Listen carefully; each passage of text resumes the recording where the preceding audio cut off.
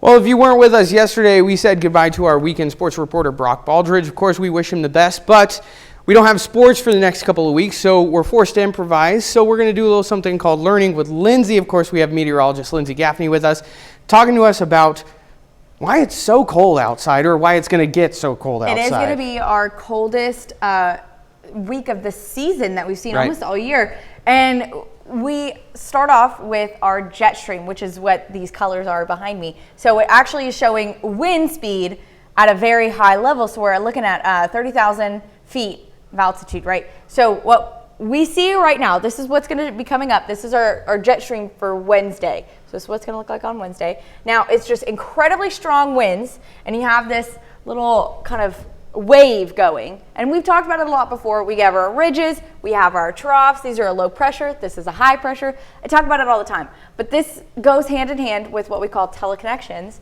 And the one we're looking at right now that's driving our cold Arctic air that's moving in is the Arctic Oscillation, named pretty perfectly, right? So normally in the summertime, this jet stream is just going to be it's going to be north, in the far north of the U.S., up in Canada, one straight line, and it doesn't really move, but it's way stronger than what this is showing. So it's going to be very strong winds, straight line, doesn't move, and it doesn't let any Arctic air out.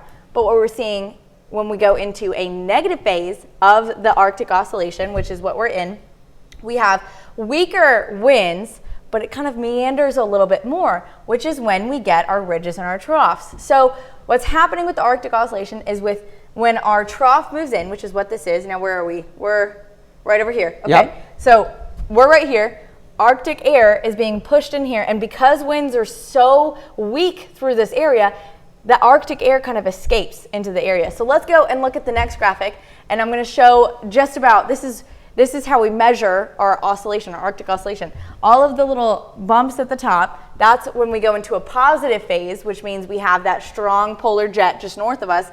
And these little dips are negative phase. And where we are, way back here, our strongest dip of the year, and you can see we're down at -5 index, which is a very strong Arctic Oscillation, which means we are getting a lot of Arctic air moving in. That polar jet is very weak, and it's dipping down very far south. So we're getting a lot of cool Arctic air moving in the area, which is why we're seeing, and since this week is so low, it's so negative, excuse me, that's why we're seeing such cold Arctic air moving in the area. Sure. And we're going to see those temperatures dip below zero, wind chills -25. So it's going to be a cold week and a lot of cold, Arctic air bringing in snowfall. So these high points right here, that's where we kind of had those really warm days. Yes, so that's where we see, mostly in the summertime, not getting a lot of weather pattern changes. So we're just going to kind of stay those weeks where nothing really was going on. We were just consistently warm and nice weather.